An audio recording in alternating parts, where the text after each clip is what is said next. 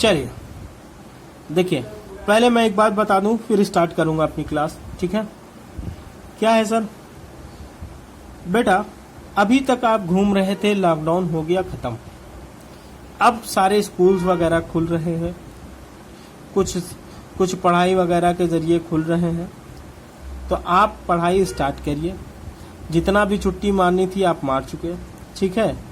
अब आराम करने के दिन गए भैया, अब तो दिन आयो रे, सुख भरे दिन बीते रे भैया, अब दुख आयो रे। उल्टा था, दुख भरे दिन बीते रे भैया, अब सुख आयो रे। तो हमने उल्टा कर दिया इसका कि सुख भरे दिन बीते रे भैया, अब दुख आयो रे। मतलब क्या है कि भैया बहुत आराम कर लिए, आराम को अब थोड़ा आराम करिए, आराम को थोड़ा आराम करिए और पढ़ाई में जुड़ जाइए। इसलिए जुड़ जाइए क्योंकि अब आपके 2-4 महीने के अंदर एग्जाम्स वगैरह होंगे। एग्जाम होने का है मतलब अब हमको पढ़ना पड़ेगा, ज़्यादा टाइम है नहीं।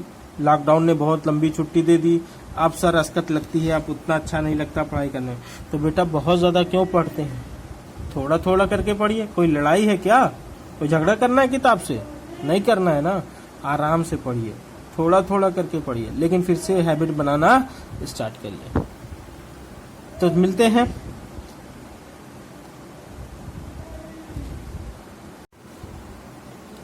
Hello and welcome to the commerce at home. आज है हमारा लेक्चर नंबर 5, जिसमें हम पढ़ने वाले हैं जॉइंट स्टॉक कंपनी, जिसको आप नॉर्मली कंपनी बोलते हैं कि कंपनी क्या होती है। ये है हमारा फॉर्म ऑफ बिजनेस, जो चैप्टर चल रहा था, forms of business organisation, forms of business organisation, जो चैप्टर नंबर 2 था हमारा, चैप्टर नंबर 2 था हमारा क्लास 11th का। उसी का ये पोर्शन है, लेकिन इसको शेयर्स, जो बच्चे शेयर और डिवेंचर पढ़ने वाले हैं उनको ये चैप्टर भी पढ़ना जरूरी है, ताकि थ्योरी उनको पता चल जाए। यहां आपको बिजनेस स्टडीज का एक चैप्टर बनाया गया है, बिजनेस स्टडीज में दिया हुआ है चैप्टर नंबर 2 के 5वें पोर्शन में। 5वां पोर्शन क्या है? 5वें तरह का बिजनेस हम पढ़ने वाले हैं। हमने क्या क्या पढ़ लिया भैया?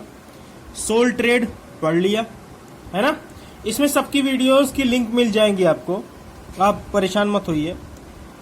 सोल ट्रेड पढ़ लिया, फिर उसके बाद बड़ा पार्टनरशिप के बाद हमने ज्वाइंट हिंदू फैमिली पढ़ा, ज्वाइंट हिंदू फैमिली के बाद कोऑपरेटिव सोसाइटी पढ़ा, कोऑपरेटिव सोसाइटी के बाद आज हम 5वां पोर्शन पढ़ने वाले हैं, जिसका नाम है ज्वाइंट स्टॉक कंपनी, जिसको नॉर्मली हम कंपनी बोलते हैं। चलिए तो इसकी मीनिंग समझ लेते हैं कि कंपनी क्या होती है। चलिए देखते हैं मीनिंग ऑफ कंपनी। कंपनी क्या होती है, उसकी मीनिंग। कंपनी का अर्थ, हमने ज्वाइंट स्टॉक कंपनी नहीं लिखा, सिर्फ कंपनी लिख दिया। A company is an artificial person in the eye of law. Company is an artificial person in the eye of law. कानून की नजर में, संविधान की नजर में कंपनी क्या है? एक आर्टिफिशियल है, इंसानों के द्वारा बनाई गई एक पर्सन है। Artificial in the eye of law. कानून तो बहुत सारे भैया, बहुत सारे एक्ट होते हैं। कौन से एक्ट के अंदर? Companies act. कौन से एक्ट के अंदर? Companies act 2013। ये डेफिनेशन कौन दे रहा है? कंपनीज एक्ट दे रहा है 2013। उसके बाद हैविंग, यहां कॉमा है, having a separate legal entity. Separate legal entity मतलब क्या होता है सर? सेपरेट लीगल एंटिटी मतलब होता है कंपनी और उसके मालिक। उसके मालिक कौन होते हैं भैया? Share holders. कौन होते हैं?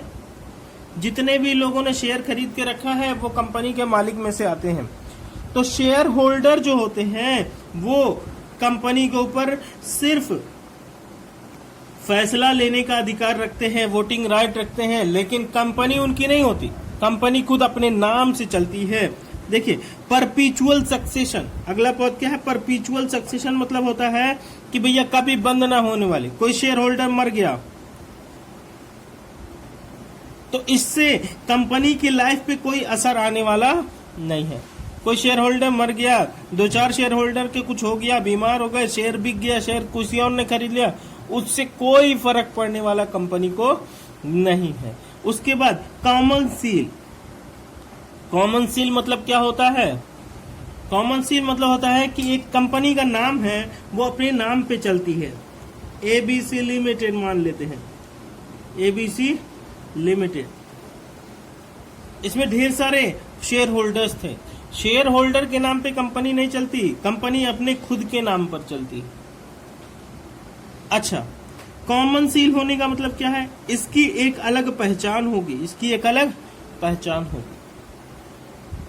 अच्छा, एक बात और, अगर मान लीजिए कॉमन सील बिजनेस में नहीं है, उस कंपनी में कॉमन सील नहीं है, तब तो जो बोर्ड ऑफ डायरेक्टर्स होते हैं, बोर्ड ऑफ डायरेक्टर्स होते हैं, उनके पास अथॉरिटी आ जाती है कि सारे फैसले ले सके। सारे फैसले कंपनी खुद अपने लेती है, ये कह रहा है कॉमन सील होती है। लेकिन किसके द्वारा? बोर्ड ऑफ डायरेक्टर्स के द्वारा। सलाह मशवरा उसी से होता है। अच्छा, बोर्ड ऑफ डायरेक्टर कौन होते हैं सर? भैया, जो ढेर सारे शेयर होल्डर्स मिलके, ढेर सारे, कंपनी में बहुत सारे शेयर होल्डर्स हैं, बहुत सारे, उसमें से कंपनी ने 20 बोर्ड ऑफ डायरेक्टर्स चुने। कितने? बोर्ड ऑफ डायरेक्टर्स चुने। ये अक्सर जिनके पास ज्यादा शेयर होते हैं उनको चुन लिया जाता है। लेकिन जो जानकार होते हैं, बिजनेस चलाने वाले होते हैं अच्छे, वो बनते हैं बोर्ड ऑफ डायरेक्टर। सारे शेयर होल्डर्स मिलके इनको चुनते हैं कि यही कंपनी चलाएंगे भैया, हम रोज रोज आ नहीं सकते देखने। तो बोर्ड ऑफ डायरेक्टर वो होते हैं जो मीटिंग वगैरह करते हैं, सारे फैसले लेते हैं, आपस में डिस्कस वगैरह करते हैं, डिसीजन मेकिंग का काम करते हैं। ठीक है? तो शेयर होल्डर मालिक होता है, लेकिन किसके द्वारा चलाई जाती कंपनी? Board of director. अच्छा, बोर्ड ऑफ डायरेक्टर किसके बिहाफ पे चलाते हैं? कंपनी के बिहाफ पे। कंपनी खुद अपनी मालिक है, कोई और उसका मालिक नहीं है। ठीक है? इसी को हमने बोला सेपरेट लीगल एंटिटी। उसकी एक अलग पहचान है, उसकी एक अलग पहचान है।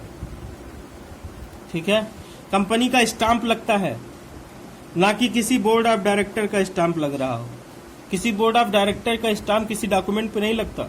स्टाम्प लगता है कंपनी के नाम का स्टाम्प लगता है, उसका ट्रेडमार्क लगता है, उसका कॉपीराइट होता है, उसकी गुडविल होती है। बोर्ड ऑफ डायरेक्टर्स की गुडविल नहीं होती, कंपनी की गुडविल होती है। बात समझ में आई? चलिए, अगर नहीं समझ में आई तो आप मुझे इस नंबर पे कांटेक्ट कर सकते हैं व्हाट्सएप के थ्रू 8957908957।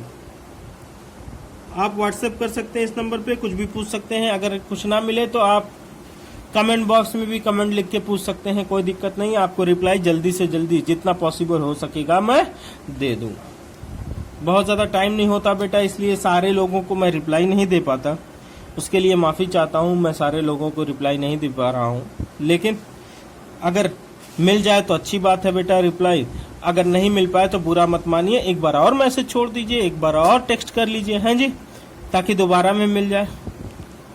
तो आप बहुत परेशान मत होइए, आप इस पे व्हाट्सएप कर सकते हैं। पहली बात, नहीं समझ में आए तो कमेंट बॉक्स में भी लिख सकते हैं। अच्छा,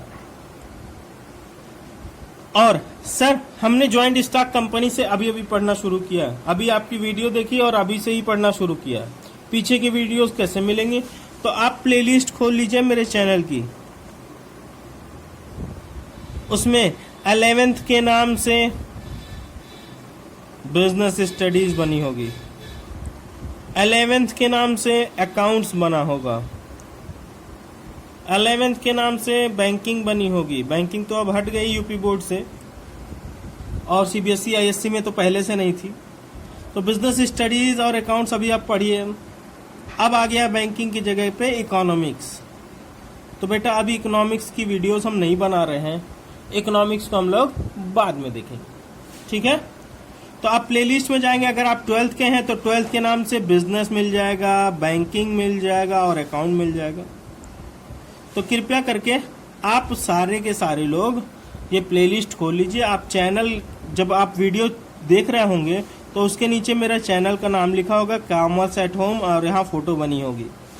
उस चैनल पे ऐसे क्लिक करेंगे तो आपको देगा भैया होम, उसके बगल में आएगा वीडियोस, उसके बगल में आएगा प्लेलिस्ट। तो आप प्लेलिस्ट पे जैसे ही खोलेंगे तो आपको सारी जितनी प्लेलिस्ट बनी होंगी सारी वीडियोस आपको वहां पे मिल जाएंगे, ठीक है। अगर आपको मेरी वीडियोस पसंद आती है तो लाइक करिएगा, और कोई दोस्त आपका नहीं पढ़ रहा हो तो मेरी वीडियोस शेयर करिएगा ताकि वो भी पढ़ाई स्टार्ट कर सके, ठीक है। Good luck. चलिए सर, कंपनी का मतलब तो समझ में आ गया। कंपनी में क्या क्या होता है सर, क्या क्या होता है कंपनी में? उसको बोलते हैं एसेंशियल एलिमेंट्स।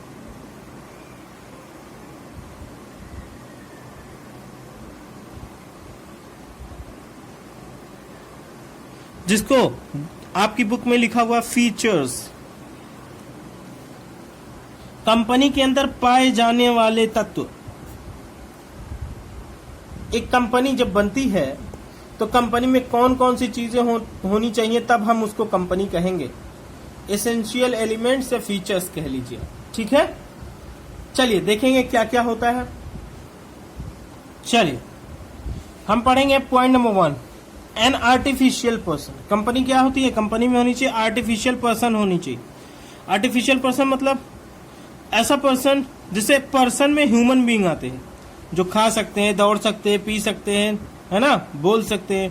कंपनी ना बोलती है, ना बात करती है, ना खाती है, ना पीती है, ना दौड़ती है, लेकिन फिर भी वो पर्सन है। कैसी पर्सन है? आर्टिफिशियल पर्सन है।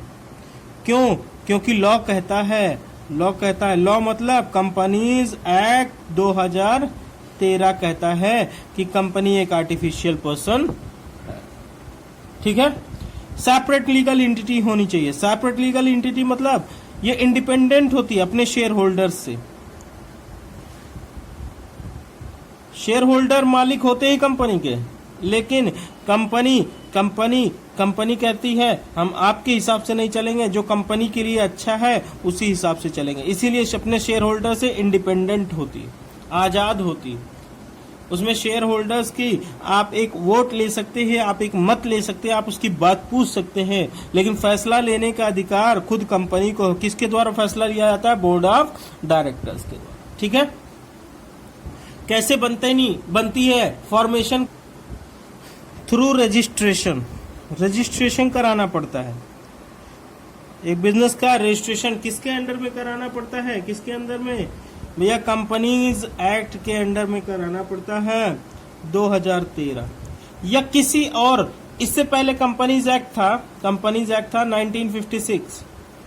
अगर कोई कंपनी पहले से ही रजिस्टर है तो उसको भी माना जाएगा कि कंपनी 2013 के अंदर रजिस्टर है, वो भी कंपनी कहलाएगी, ये भी कंपनी कहलाएगी। 2013 से पहले कोई कंपनी खुली होगी तो किसके अंडर में रजिस्टर्ड होगी? पहले से 1956 के अंडर में, इसलिए माना जाता है ये भी कंपनी है, वो भी कंपनी है, ठीक है।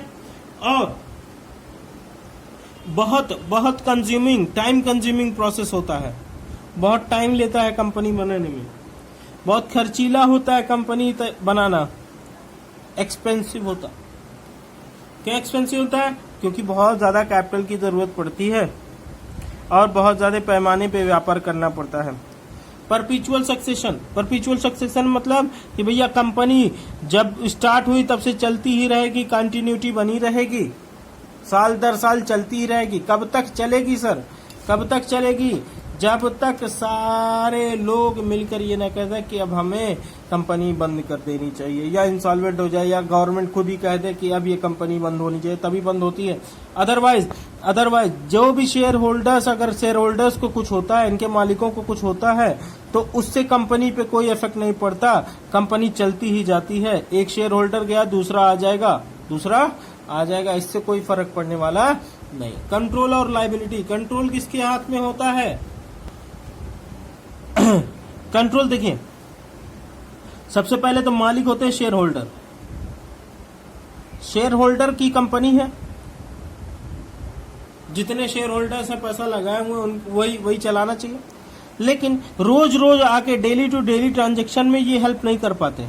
शेयर होल्डर डेली कंपनी आएगा क्या? नहीं आएगा। उसने शेयर खरीद के रखा हुआ है लेकिन वो डेली डेली कंपनी नहीं आता। उसने क्या किया, आदमियों को चुन लिया जिसको बोला जाता है board of directors, BOD, board of directors. अब इन बोर्ड ऑफ डायरेक्टर्स मिल के कंपनी को चलाते हैं। कंपनी को रन कराने का काम किसका होता है?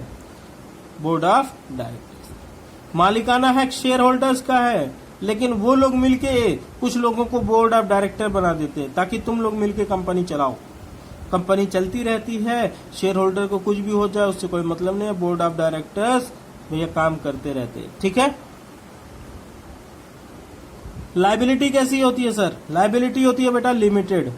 लायबिलिटी होती है लिमिटेड। जितना कंपनी में एसेट है उसी एसेट को बेचकर जितना पैसा आया उससे क्रेडिटर्स को, जितने भी पैसा लेने वाले उनको लोग को पेमेंट करेंगे, उनके लोगों को पेमेंट कर देंगे। अगर कंपनी बंद होने लगती है तो क्या किया जाएगा? कंपनी की सारी एसेट को बेच दिया जाएगा। बेच के बाद जो पैसा आएगा उसी पैसे से क्रेडिटर को प्रोपोर्शनल बेसिस पे दिया जाता है, ठीक है। देने के बाद अगर कोई क्रेडिटर बोला कि भैया मेरा भी पैसा 10,000 बचा हुआ है, दीजिए हमको, कंपनी ने कहा हमने सारी एसेट बेच दी, जितना बांटना था बांट चुके, अब इससे ज्यादा मेरे पास पैसे नहीं है, तो लोग ये नहीं कह सकते कि भैया तुम शेयर होल्डर थे, जाओ घर बेचो, पैसा लेके आओ तब हमको पैसा दो। शेयर होल्डर्स की ही लायबिलिटी क्या होती है? लिमिटेड होती है। शेयर होल्डर्स की लायबिलिटी क्या होती है? लिमिटेड होती है। जितना उसने पैसा लगाया हुआ है वहीं तक लायबिलिटी, मतलब जितना एसेट होगी कंपनी की वही बिक के जो पैसा आएगा वही क्रेडिटर को दिया जाएगा। अगर कोई क्रेडिटर बचा रह जाता है तो उसको कोई पैसा अब मिलने वाला नहीं है, क्योंकि कंपनी तो खत्म हो गई, बिक गई, खराब हो गई। कॉमन सील मतलब होता है भैया कंपनी अपने नाम से चलती है, ओन नेम। कंपनी अपने नाम पे चलती है, किसी दूसरे के नाम पे नहीं चलती। उसका खुद का सील और स्टाम्प होता है, सील या स्टाम्प होता है। जब कोई डॉक्यूमेंट पे साइन वगैरह करने होते हैं तो वो कंपनी की मोहर लगा दो, कंपनी की मोहर लगा। अच्छा मान लीजिए कंपनी की कोई मोहर नहीं बनी हुई, तब डायरेक्टर्स आएंगे, तब साइन लगेगी किसकी? बोर्ड ऑफ डायरेक्टर्स की। किसकी साइन लगेगी? बोर्ड ऑफ डायरेक्टर्स की। रिस्क बियरिंग, अच्छा रिस्क बियरिंग बटा होता है बेटा। कैसे बटा होता है सर? बस समझाते हैं। बहुत ढेर सारे शेयर होल्डर्स होते हैं ना, सब मिलकर कंपनी में पैसा लगाए हुए हैं। अगर डूबेगा तो सिर्फ एक आदमी का डूबेगा क्या? सिर्फ एक आदमी का डूबेगा नहीं, ढेर सारे शेयर होल्डर्स होते हैं, ढेर सारे शेयर होल्डर्स होते हैं। शेयर होल्डर बहुत सारे होने की वजह से रिस्क सब में बढ़ जाता है, सब में रिस्क क्या हो जाता है? बढ़ जाता है। इसलिए बहुत ज्यादा किसी एक आदमी पर भार नहीं पड़ता, वो रिस्क सबको मिलाकर बांट दिया जाता। जितना आपने शेयर लेके रखा है उतना ही ज्यादा आपके ऊपर रिस्क रहेगा, जितना कम शेयर लेके रखा है उतना ही ज्यादा कम रिस्क रहेगा आपके ऊपर, ठीक है। चलिए अब आगे देखते हैं। आगे क्या है? Advantages and disadvantages of joint stock company. क्या भैया? Advantages and disadvantages of joint stock company. क्या है भैया फायदा और नुकसान कंपनी के? कंपनी के होने ना होने से क्या फायदा है और क्या नुकसान है? चलिए, अगर आपको वीडियोस पसंद आ रही हैं तो आप इसको लाइक जरूर कर दीजिएगा बेटा, और शेयर जरूर करिए, क्योंकि आपके साथी लोग भी आपकी तरह पढ़ाई कर सके, ठीक है। चलिए देखते हैं एडवांटेजेस, क्या क्या फायदा है एक कंपनी होने का, क्या क्या फायदा है। पहली बात, लिमिटेड लायबिलिटी होती है। किसकी किसकी? शेयर होल्डर्स की भी, शेयर होल्डर्स की भी लिमिटेड होती है और कंपनी की भी, कंपनी की भी और शेयर होल्डर्स की भी। शेयर होल्डर सिर्फ उतने के लिए लायबल है जितना उसका शेयर है कंपनी में, जितना उसका हिस्सा है सिर्फ उतने के लिए लायबल है। कंपनी जितना कंपनी के पास एसेट है सिर्फ वही बेचकर पैसा वसूल सकते हैं आप, उससे ज्यादा कंपनी से कुछ भी वसूल नहीं सकते। अच्छा समझिएगा बात को, हमने एक कंपनी खत्म करनी है। लोग आए पैसा मांगने, हमने कंपनी बेची, सबको पैसा दे दिया। उसमें से एक आदमी आया कि भैया मुझे पैसा नहीं मिला, मुझे पैसा नहीं मिला। हमने कहा देखो भैया कंपनी बिक गई, कंपनी का शेयर हो गया खत्म, आधा मिल पाया तुम्हें, आधा ही मिल पाया, ठीक है, उससे ज्यादा हम नहीं दे सकते। क्यों? क्योंकि भैया अब ये कंपनी तो खत्म हो गई, किसको पकड़िएगा आप? शेयर होल्डर्स को।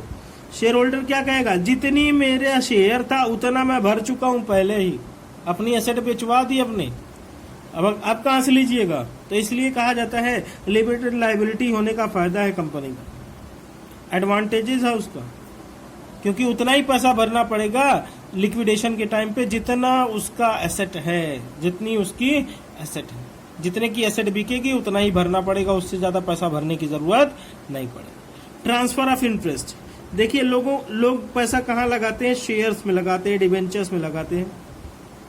तो जो पूंजी लगी हुई है, जो वेल्थ लगी हुई है, वो शेयर डिबेंचर वगैरह में लगी हुई है। अच्छा, वही शेयर आसानी से बेच दिया जाता है, कोई भी आसानी से कैपिटल मार्केट में हम शेयर को खरीद या बेच सकते हैं। तो इसलिए कह रहा है इजी टू सेल या ये ट्रांसफर ऑफ इंटरेस्ट, आसानी से अपने हम वेल्थ को बेच सकते हैं या किसी और के नाम कर सकते हैं आसानी से, transfer of wealth. Perpetual existence, perpetual existence मतलब कंपनी तभी बंद होती है जब कुछ रूल फॉलो किए जाते हैं, जैसा कि हमारे कंपनीज एक्ट 2013 में बताया हुआ है, उस तरह के सारे रूल फॉलो करने पड़ेंगे, तभी वो कंपनी लिक्विडेट होगी। लिक्विडेट मतलब होता है कि बंद हो जाना, बिक जाना, खत्म हो जाना, डिसॉल्व हो जाना, ठीक है। फर्म जब खत्म होती है तो डिसॉल्व बोलते हैं, कंपनी जब खत्म होती है तो लिक्विडेट बोलते हैं। लिक्विड फॉर्म में सारी एसेट बेच के पैसे के फॉर्म में ले आइए और जो पैसा लेने वाला है कंपनी से उसको दे देकर खत्म कर दीजिए। तभी खत्म हो सकती है जब कुछ रूल, कुछ रेगुलेशन फॉलो किए जाए कंपनीज एक्ट के, तभी ये बंद हो सकती है। अदरवाइज शेयर होल्डर को कुछ हो जाए, किसी को कुछ हो जाए, कंपनी चलती ही रहेगी, कंटिन्यूअस रहेगी, कंटिन्यू रहेगी, कभी भी बंद होने वाली नहीं है, कभी भी बंद होने वाली नहीं। स्कोप फॉर एक्सपेंशन, भैया कंपनी अगर आप खोलेंगे तो हमें स्कोप है कि हम उसको भैया डोमेस्टिक कंपनी से, डोमेस्टिक से क्या बना सकते हैं उसको? मल्टी नेशनल कंपनी, एमएनसी बना सकते हैं। हमें लगा कि हमारे प्रोडक्ट्स इंडिया के बाहर भी बिकने चाहिए, शेयर्स वगैरह इंडिया के बाहर भी बिकने चाहिए, तो हमने क्या किया, कंपनी से, नॉर्मल कंपनी, डोमेस्टिक कंपनी से हमने उसको क्या बनवा दिया, फॉर मल्टीनेशनल कंपनी। हम कई देशों में अपना शेयर बेच सकते हैं, कोई दिक्कत नहीं है। प्रोफेशनल मैनेजमेंट, जब हम किसी आदमी को हायर करते हैं या बोर्ड ऑफ डायरेक्टर्स बनाते हैं, क्योंकि सारे होल्डर्स को कंपनी चलाना आता नहीं, तो सारे होल्डर मिलकर कुछ लोगों को चुनते हैं जिनको बोलते हैं बोर्ड ऑफ डायरेक्टर्स, और ऐसे लोगों को चुना जाता है जिनके पास प्रोफेशनल एबिलिटी हो, कंपनी को रन करने की, मैनेजमेंट चलाने की एबिलिटी हो, तभी उनको चुना जाता है बोर्ड ऑफ डायरेक्टर्स में, ताकि आसानी से कंपनी को वो लोग चला सकें, नुकसान न कराएं, ज्यादा नुकसान न कराएं। कॉम्प्लेक्सिटी इन फॉर्मेशन, पहला पॉइंट है क्या, कॉम्प्लेक्सिटी इन फॉर्मेशन। कंपनी बनाने में बहुत विविधाएं आती हैं। कैसी विविधाएं आती है? पहली बात, बहुत बड़ी कैपिटल चाहिए होती है, जिसकी वजह से इसको बोला जाता है बहुत एक्सपेंसिव। लार्ज स्केल पे काम करना पड़ता है ना, लोगों को बुलाना पड़ता है, एडवर्टीजमेंट कराना पड़ता है, बहुत एक्सपेंसिव हो जाता है मामला, और बहुत टाइम कंज्यूमिंग, बहुत टाइम प्रोसेस होता है उसमें, टाइम कंज्यूमिंग भी बोला जाता है इसको, बहुत टाइम कंज्यूमिंग होता है कंपनी खोलना। अच्छा, कॉम्प्लिकेटेड क्यों? क्योंकि कुछ पेपर्स हमको बनाने पड़ते हैं, जैसे कि एमओए क्या है, मेमोरेंडम ऑफ एसोसिएशन, और एओए आर्टिकल ऑफ एसोसिएशन। ये कंपनी बनने से पहले मेमोरेंडम बन जाना चाहिए। क्या नियम कानून है जो लॉ बता रही है, और कंपनी के अंदर वालों के लिए क्या आर्टिकल ऑफ एसोसिएशन, अंदर वालों के लिए क्या नियम कानून है, सारी की सारी इंफॉर्मेशन पता होनी चाहिए पहले से ही लोगों को, शेयर होल्डर्स को, है जी। तो बहुत दिक्कत आती है कंपनी को कंपनी बनाने में, ठीक है। लैक ऑफ सीक्रेसी, भैया सारे शेयर होल्डर्स का अधिकार है, कंपनी में जितने शेयर होल्डर्स हैं सबका अधिकार है कि कंपनी के बारे में जानकारी रखें। अब बोर्ड ऑफ डायरेक्टर्स के पास इतना टाइम तो होता नहीं वो पर्सनली जाएं, एक एक शेयर होल्डर से मिले, एक एक शेयर होल्डर से मिले और उनको जानकारी दें। वो क्या करते हैं, एक मीटिंग बुलाते हैं, मीटिंग में सारे लोगों को या तो नोटिस देके या फिर जो भी जानकारी होती है एक ही साथ सबको दी जाती है। सबको देने का मतलब है अब उसमें सीक्रेसी नहीं रह गई, वो एक जानकारी है जो सभी के पास है। इसी ये कहा गया लैक मतलब होता कमी, सीक्रेसी की कमी। ठीक है।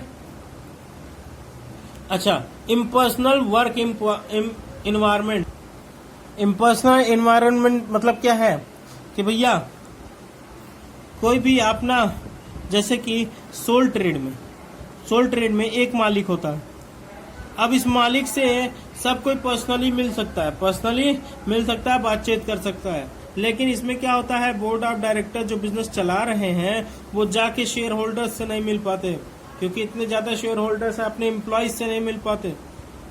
जो भी बातें होती हैं सबके सामने की जाती हैं, इसलिए लैक ऑफ सीक्रेसी मैंने बताया था।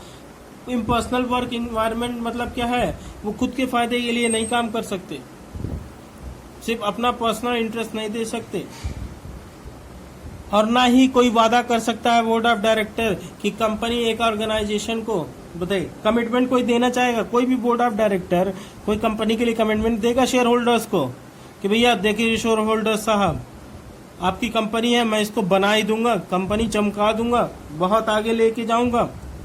ऐसा कमिटमेंट पर्सनली किसी को नहीं दे सकता वो।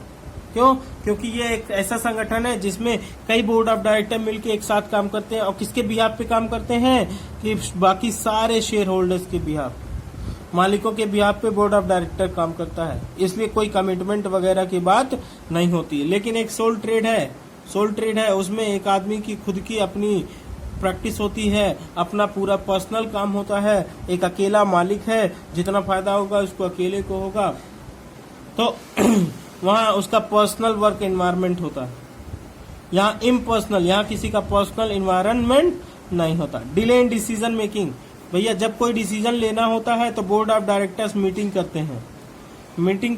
करने के लिए एक अकेला आदमी जब ओनर था तो तुरंत डिसीजन ले लेगा, किसी से पूछने की जरूरत नहीं है। लेकिन यहाँ पे सारे बोर्ड ऑफ डायरेक्टर्स से बात चलती है, उसके बाद वोट होता है, वोट होने के बाद तब डिसीजन मेकिंग होता है। एक प्रोसेस होता है कि ये फैसला लिया जाए कंपनी में या नहीं लिया जाए, एडवर्टाइजमेंट कराया जाए, कितने का कराया जाए, सब फैसला कौन करता है, बोर्ड ऑफ डायरेक्टर। लेकिन बिना पूछे नहीं कर सकते। Conflict in interest, conflict in management, किसका फायदा देखा जाए किसका नहीं देखा जाए ये डिसाइड नहीं हो पाता। क्यों? क्योंकि कंज्यूमर्स हैं, एम्प्लॉयज हैं, शेयर होल्डर्स हैं कंपनी के, सबका एक साथ फायदा नहीं हो सकता, सबका एक साथ लेके कंपनी नहीं चल सकती, इसलिए उन लोगों में मतभेद होते हैं। एक शेयर होल्डर्स, एक बोर्ड ऑफ डायरेक्टर कह रहा है कि एम्प्लॉयज को बोनस वगैरह दे दो, दूसरा कह रहा है नहीं शेयर होल्डर्स को डिविडेंड बढ़ा के दे दो, इंटरिम डिविडेंड दे दो। एक कह रहा है नहीं कंज्यूमर को डिस्काउंट दे दो। पैसा कंपनी ने कमाया, अब किसके फायदे के लिए काम होगा, किसके लिए काम होगा, कुछ भी पता नहीं है। इसमें डिस्प्यूट होते हैं, कॉन्फ्लिक्ट होते हैं कि फायदा किसके लिए जाएगा, किसके लिए डिसाइड होगा, तो इनमें डिस्प्यूट होते हैं कभी कभी। ये नुकसान की बात है, क्योंकि हर आदमी का एक अलग मत होता है बेटा, हर आदमी का एक अलग मन होता है कि हमको ऐसे करना चाहिए वैसे करना चाहिए। ठीक है। ओलिगार्चिक मैनेजमेंट, ये आखिरी पॉइंट है हमारा, बहुत इंपॉर्टेंट था इसलिए मैंने लास्ट में लिखा और ग्रीन पेन से लिखा है, इसीलिए ताकि आप ध्यान दे सकें। बस सीरियस हो जाइए, लास्ट पॉइंट है इस वीडियो का। ओलिगार्चिक मैनेजमेंट क्या होता है? एक ऐसा मैनेजमेंट कंपनी में होता है जिसमें ढेर सारे शेयर होल्डर्स का सारा अधिकार किसको दे दिया जाता है? ढेर सारे शेयर होल्डर्स का अधिकार बोर्ड ऑफ डायरेक्टर्स को दे दिया जाता है, बोर्ड ऑफ डायरेक्टर्स को दे दिया जाता है। जिसका ये गलत इस्तेमाल भी कर सकते हैं, किसी को एक्सप्लॉइट कर सकते हैं, किसी को नुकसान पहुंचा सकते हैं। ये एक डिमेरिट और है कि कोई बोर्ड ऑफ डायरेक्टर अगर जिद में आ गया कि हमें कंपनी को नुकसान पहुंचाना है, ये सारे बोर्ड ऑफ डायरेक्टर मिलके ये सोच लिए सारे शेयर होल्डर्स को नुकसान पहुंचाना, तो वो आसानी से कर सकते हैं, मिस मैनेजमेंट कर सकते हैं, कुछ गलत डिसीजन कर सकते हैं, जिससे कंपनी क्या हो जाएगी, बंद हो जाएगी। और इन सब ने मिलकर अधिकार दिया था, इन सब ने मिलकर इसको अधिकार दिया था, तो कोई कुछ कह भी नहीं पाएगा। वो बोल देंगे हमसे गलत डिसीजन हो गया, जाने दीजिए। ठीक है, तो भाई आप अपना पैसा डुबाना चाहते हो तो कोई भी ऐसे ही बोर्ड ऑफ डायरेक्टर बना लीजिए।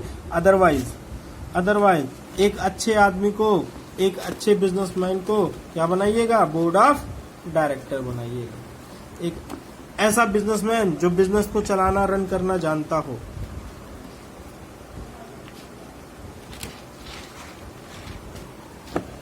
अब देखते हैं कुछ बातें बता दूं आपको कि अगर आप सीरियस नहीं हैं पढ़ाई के मामले में इस वक्त, तो कृपया करके सीरियस हो जाइए। इसलिए सीरियस हो जाइए क्योंकि अब आपके पास टाइम नहीं बचा हुआ। अगर आपको बहुत अच्छे मार्क्स से पास होना है, तो अब सीरियस हो जाइए अपनी पढ़ाई में।